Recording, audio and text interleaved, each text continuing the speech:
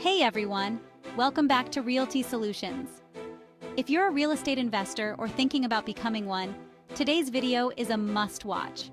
We're diving into the top 5 real estate exit strategies every investor should know. These strategies can help you maximize your profits and minimize your risks. So stick around and let's get started. All right, let's jump right into our first exit strategy, selling to a retail buyer. This is your classic bread and butter approach. You buy a property, fix it up if needed, maybe add some lipstick on the pig as we say in the biz, and then list it on the market for a buyer who's looking for their dream home. Now this strategy is all about understanding what buyers want. You gotta think like a homeowner, not just an investor. What are they looking for in a neighborhood? What kind of finishes are in high demand? Staging is key here, people. You want potential buyers to walk in and immediately picture themselves living there. The beauty of selling to a retail buyer is that you're tapping into a much larger pool of potential buyers compared to selling to an investor. Everyone needs a place to live, right? And that means more competition for your property, which can drive up the price and get you a bigger payday. But, and this is a big but, selling to a retail buyer can also be more time-consuming. You're dealing with emotions, financing contingencies, and sometimes, let's be honest, a little bit of drama. But hey, that's the name of the game in real estate. You gotta be prepared for anything. Our second exit strategy is selling to another investor. This is a whole different ballgame, folks. When you're dealing with investors, you're speaking their language: ROI, cash flow, cap rates. Investors are looking for properties with strong income potential. So if you've got a rental property that's generating consistent cash flow, this could be a great exit strategy for you. They're less concerned with the emotional aspects of a property and more interested in the numbers. One of the biggest advantages of selling to an investor is the speed and efficiency of the transaction. Investors are used to moving quickly, and they often have cash on hand, which means you can close the deal faster and avoid the headaches of traditional financing. Another perk is that you can often sell the property as is. Investors are usually comfortable with doing their own renovations, so you can skip the hassle and expense of fixing it up yourself. However, keep in mind that you might not get the same price as you would selling to a retail buyer. Investors are looking for deals, and they're going to factor in their own renovation costs and profit margin when making an offer.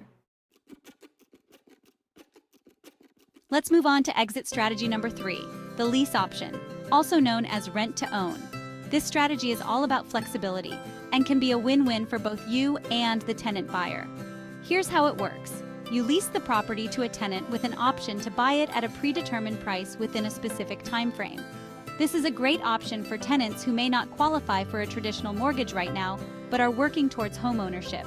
For you, the investor, a lease option can provide steady cash flow from the rental income while you wait for the tenant buyer to purchase the property. Plus, you lock in a sale price upfront, which can protect you from market fluctuations. Now, the key to a successful lease option is finding the right tenant buyer. You want someone who's committed to buying the property and has a solid plan to improve their credit score or save for a down payment. Now let's talk about a more advanced strategy, the 1031 exchange. This one's for all you seasoned investors out there looking to defer capital gains taxes. It's a powerful tool, my friends, but it comes with its own set of rules and regulations. In a nutshell, a 1031 exchange allows you to sell an investment property and reinvest the proceeds into another like-kind property without paying capital gains taxes on the sale of the first property. This means you can keep your money working for you and potentially grow your portfolio faster. But here's the catch. You have to follow strict timelines and regulations set by the IRS. You have 45 days to identify a replacement property and 180 days to close on it. And trust me, the IRS doesn't mess around with deadlines. So, if you're considering a 1031 exchange, it's crucial to consult with a qualified intermediary and a tax professional who specializes in these types of transactions. They can guide you through the process and make sure you're in compliance with all the rules.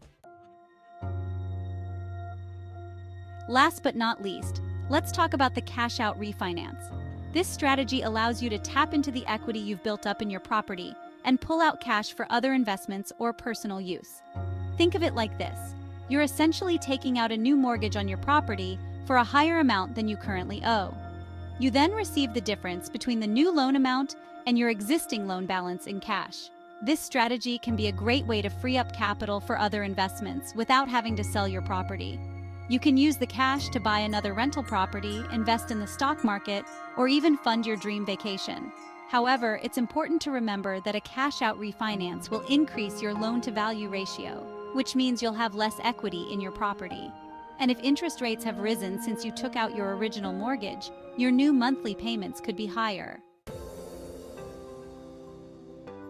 These are just a few of the many exit strategies available to real estate investors.